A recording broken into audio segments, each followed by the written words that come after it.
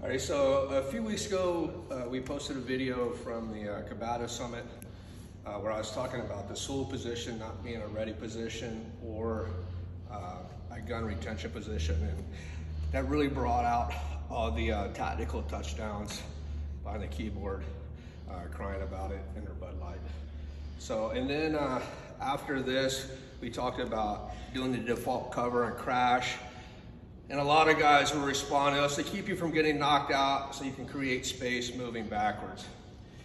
If my bad guy is throwing punches, the last thing I want to try to do is introduce a tool while I'm getting punched in the head because now it becomes our gun.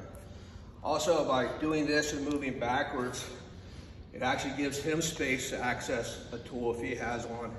Then it becomes a tie in a gunfight, which is bad all the way around.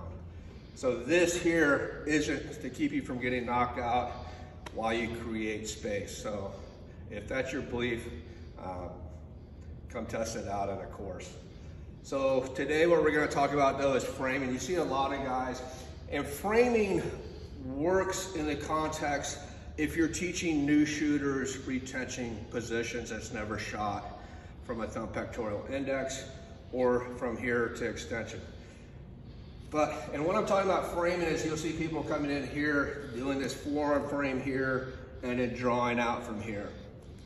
Regardless if I'm bladed, if I try to draw out, it's gonna become our gun, potentially. Because if I can touch him, he can touch me. Even if I'm driving him backwards on his heels, I'm only gonna get about 3 steps before he braces, and now it becomes our fight. I also don't have control over his hands. And you always want to control what can hurt or kill you first, and that's hands and hips. Hands access tools, hips generate power. So if I'm here, his hands are free to do whatever he wants. Now, once again, it becomes a potential tie in a gunfight. Clinching, here, I can hang on his head all day long, and he's still gonna beat me to his waistband here. You know, this kind of stuff here, throwing knees, 1 knee strikes on our takedown, and it also allows him to access. So if you're gonna access a tool, I don't wanna introduce a tool from 3 o'clock to 9 o'clock, and I don't wanna move backwards to access a tool because he can go forward faster. I always have to have some kind of back take or arm tie, arm bundle to earn that draw shot where he can't interfere with it.